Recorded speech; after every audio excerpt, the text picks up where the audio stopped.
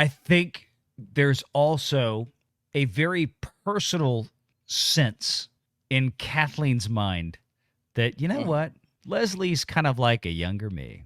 You know what's going on. You know what this guy was all about. Again, you were feeding actresses to this guy, and you did it. And look, she knows where all the bodies are buried, just like Kathleen.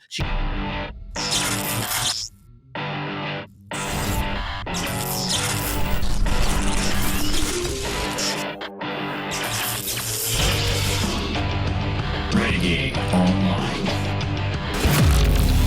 Staccato DDS coming in hot again.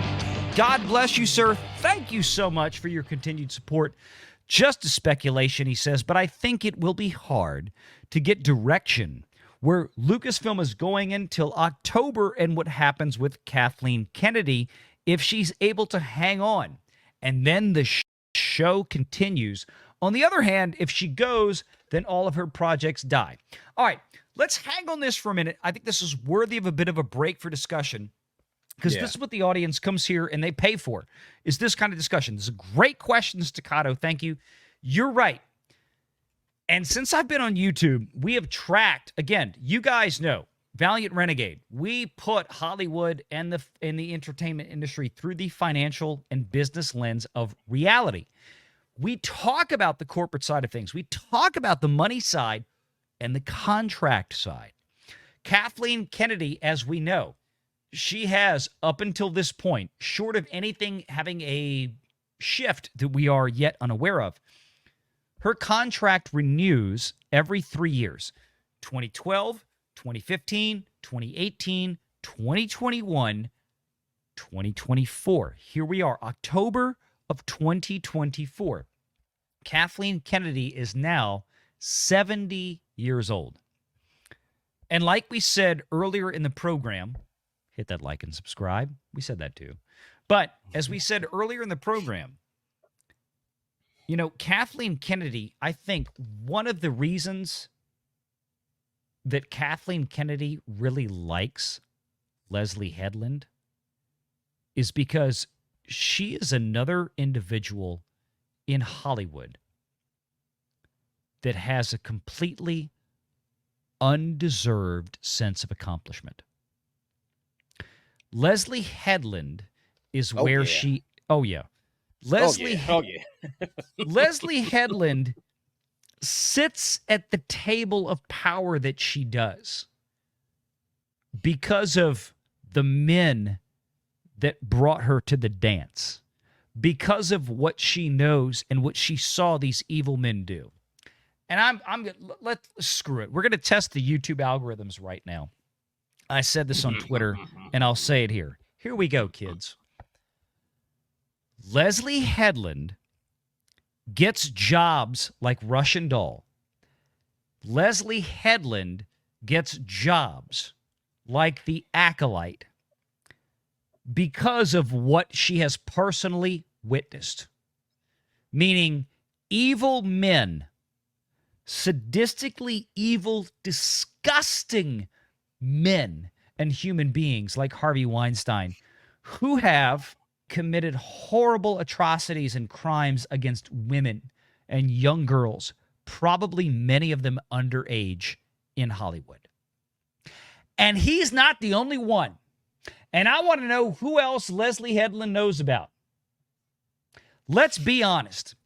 Do you think for a moment that Leslye Headland, who has all of the talent of a grain of sand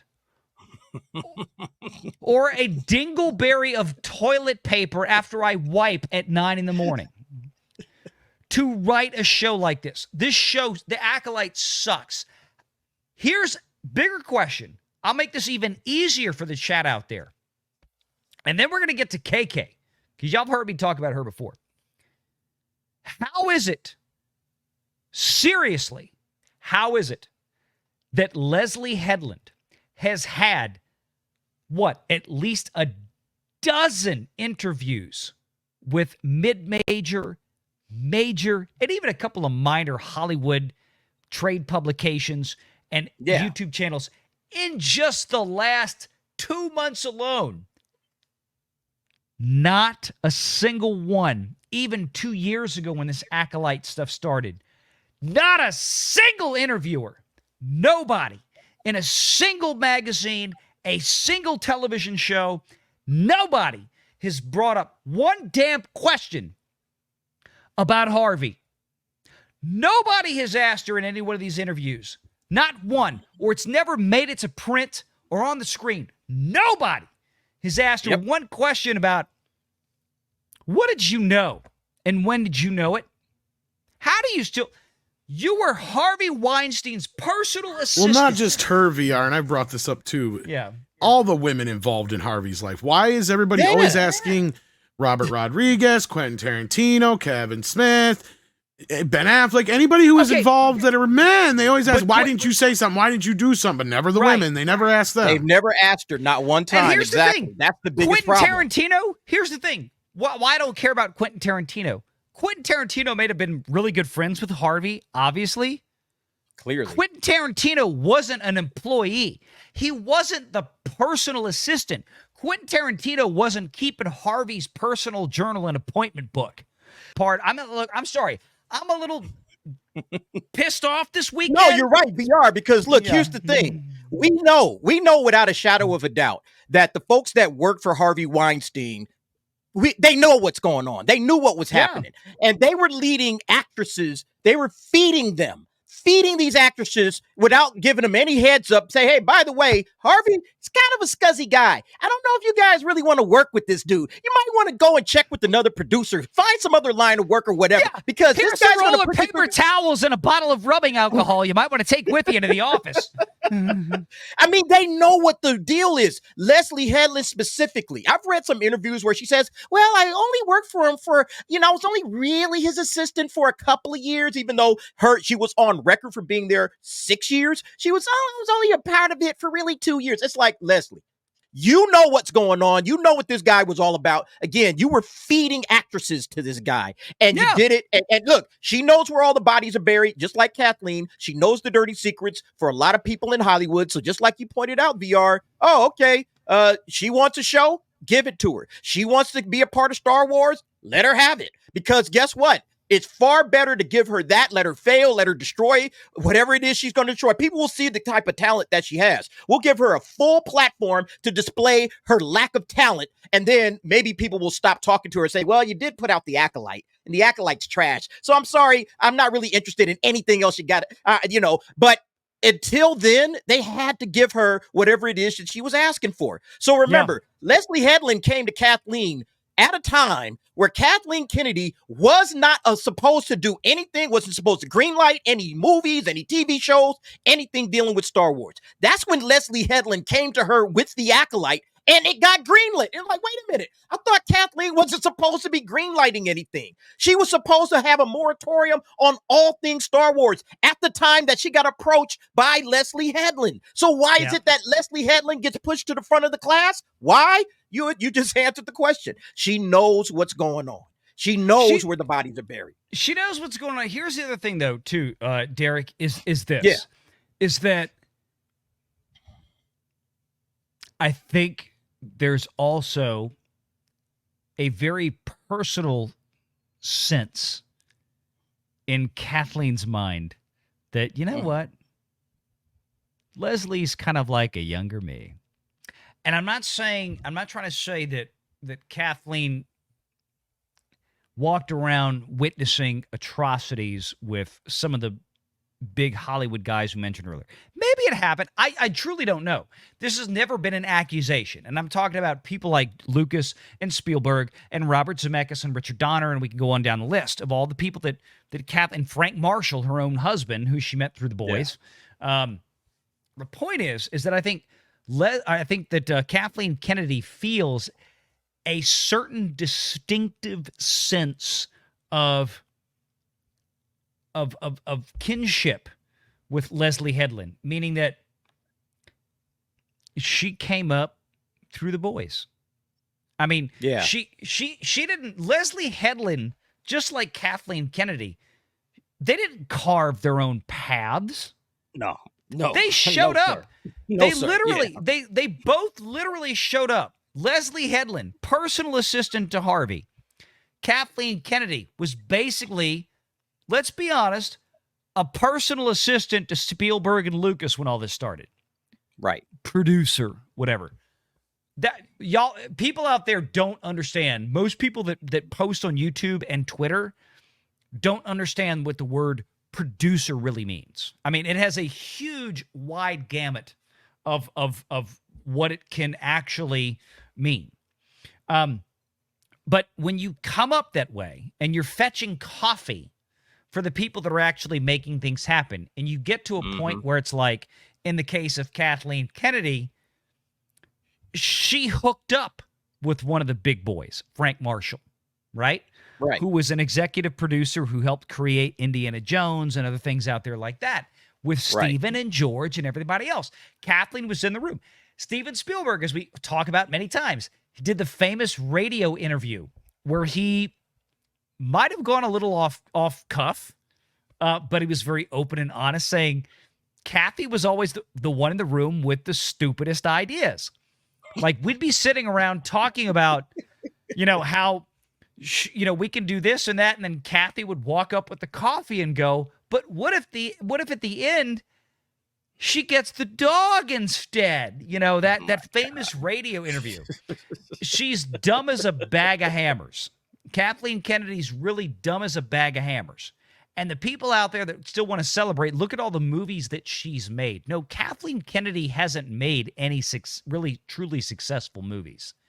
There have been other people involved or other franchises involved that she has stuck herself into that did that. Now look at Leslye Headland. Leslye Headland was another, just like Kathleen Kennedy, another no-talent piece of trash that fetched coffee in Hollywood. Pretty much. And she sat there, and she, strong woman that she was, she sat there and put the duct tape over her mouth and kept fetching coffee and condoms for Harvey Weinstein while he did what he did on his casting couch. How many other major Hollywood executives does she know some bad things about because Harvey knew about them? Because she may have also done some stuff. So she gets booked for things like Russian Doll and all this other stuff that's out there, and she never gets asked one damn question. Nobody asks ever, hey, you know what, Leslye? It's, okay, you got the Star Wars job because you got some awards for Russian Doll, but how did you get the awards for Russian Doll? Because that was I'm like, I've never seen it. I have no idea why people rave about that. I've never seen it, so I can't comment on it. They rave about it because of what she knows. It's like watching things like, how did, of all the things, like the first movie that ever gets nominated for Marvel Studios was Black Panther for Best Picture Award. It was like, yeah, Black Panther was really cool, but he was way cooler in Civil War than in his own movie. And the movie was like, it wasn't bad, but the movie was like an average Marvel. But we know what that was. That was all about DEI. That was the beginning of that, right? That was all about, hey, let's throw these black filmmakers a bone. Let's throw them a bone. Hey, congratulations. Instead of saying, well, is this really one of the 5? Was it 5? I think they bumped it up to 10 that year. I want to say they bumped it up to 10 Best Picture nominees. It used to be 5. I think now it's 10 or whatever. So they created more space so they could throw Black Panther in there. Yeah, I felt that was kind of cheap. That's not the kind of, representation, I guess, that you should be looking for. If you're really going to nominate a film that's a black film, it better be a damn good one. That's not even the best Marvel film that's come out. I mean, not even close. It might be it's probably in most people's top 10. It's not even in my top 15. It's just a good movie. It's a good movie. Great, job by Chadwick Boseman. Thought he did a good job with T'Challa. Excellent. overall, it's just an average movie. But again, this is going straight to what it is with Leslye, because Leslye also checks all the boxes, at least the boxes that she can check. Okay. She's LGBTQ and she's a woman. All right. The only thing she's not is black. If she was a black, oh my God, you would hear the praises being sung about this thing, but she put plenty of black people in it, right? She has Amanda Stenberg. So we got to put Amanda Stenberg, who checks every box. Okay. And she chose Amanda Stenberg from the outset. Like, from the very beginning. Why? Like, I built this character around her. Why? What look, and I've said this before, and I'm saying this for your sake, because I don't know if you've seen the last couple of shows I did, some of the newer audience. I'm like, Amanda Stenberg, I thought in the Hunger Games as Rue, she was great. She was a great child actress. I mean, she was so sweet, and you loved her in that movie. Mm-hmm. And when she died, it was like, and I read the books, but I remember seeing it on the screen. I was like, that was rough. It was written well. Yeah, the adaptation was done well. The direction was done well. Amanda Stenberg performed really well in that. A very simple, just sweet, heartbreaking death scene. And now she's in this, like, she's the headline actress here. And, like, everything that Leslye Headland has ever done with her interviews and everything else, they're always talking, she always describes herself as a queer woman, a queer person, a queer director. And then she has, in more recent interviews, the unmitigated audacity and gall to actually say that, like, she's pissed off that people are talking about The Acolyte as a queer show. Like, well, bitch, you've been out there on the interview circuit since, like, day frickin' one. Right. Talking about how queer you are and how queer everyone in the show is. And Amanda Stenberg is out there doing her, twerking bullshit. Discourse stuff, which I will never unsee Ryan Kittle doing that now. Thank you, Ryan. Oh, Perry shit. Chan, I love that video, too. No, I don't love that video. Oh, my God. That was Chef's Kiss, whoever. I think that was probably Perry Chan. I think that was together. Perry. Yeah, Perry did that. Perfect. Holy shit, that was Perry did that. Man. I wanted to shoot Perry in the face after I saw that. I was like, oh, my God, I'm going to kill you. So terrible. He redeemed himself this week. The Acolyte episode 6 review video that Perry edited for Gary at Nerdrotic. I even sent him a message. I'm like, Chef's Kiss. You redeemed yourself. Because he actually had Final Fantasy VI, a video game music in the video. And I'm like, I jumped out of my chair. I was like, I haven't seen it yet. I got to watch it now. Anyway, I haven't seen it yet. But the point is that you have you put these people in there for a reason. You put Amanda Stenberg in there for a reason because you wanted to have. You've sold this since day one. The most diverse, the most representative Star Wars of all time, and blah blah blah. And so you're going to have this non-binary, trans, whatever, pansexual, half white, half black, and she tries to act, she's like Obama, right? She wants to act like she's all like totally black. She's down with the struggle. I got my slave blood. And then it's like, I was reminded, Derek, of the old line from Blazing Saddles. Man, your grandma was Dutch.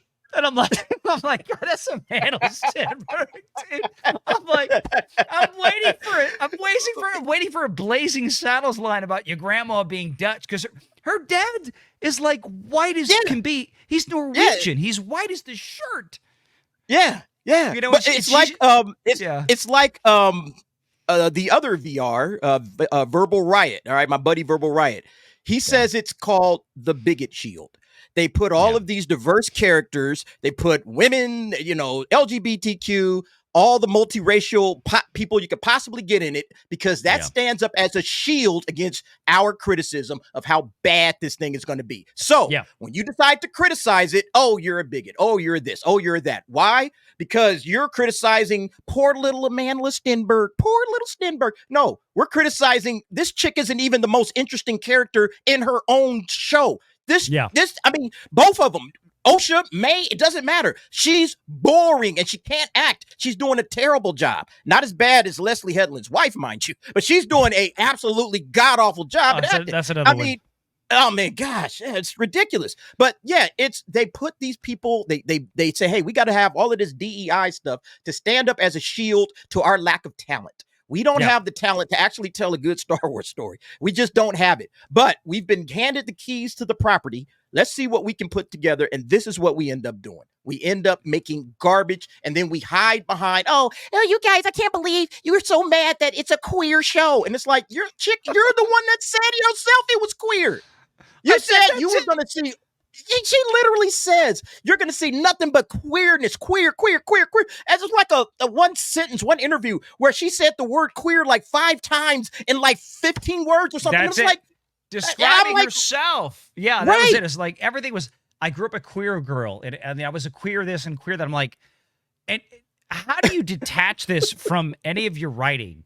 You know, here's the thing. I mean, you can think back to classic Hollywood, and you look back at you know, some of the classic Hollywood actors, and I'm going back to like 40s and 50s.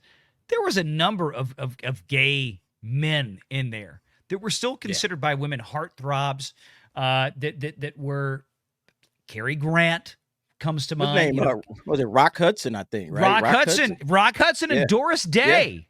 Yeah, exactly. Yeah. Rock Hudson and Doris Day back in the. I mean. Rock Hudson and Doris Day were like the heartthrobs on screen. It's like Rock Hudson was gay as hell, but he didn't go out there and like fly a pride flag, wave a little rainbow flag. It was business. It's like, no, I'm gay. It's cool, but I mean, when I'm on screen, this is what we're doing, and we're not going to bring real life onto the screen because we have to sell a product. Cary Grant, same thing, everything else. But I mean, that's the thing. Like Hollywood today. They can't help it. They have to bring every piece of real life onto the screen before it even gets to the screen and basically tell people, when you're watching this on the screen, I want you to think about TikTok and X and Facebook and all the stuff we do there, because we don't want what you're seeing on the screen to be escapism anymore. We want you to recognize this and that, and then they lose money. Make sure you're subscribed to Valiant Renegade and join us every Sunday at 6 p.m. Eastern for the live show.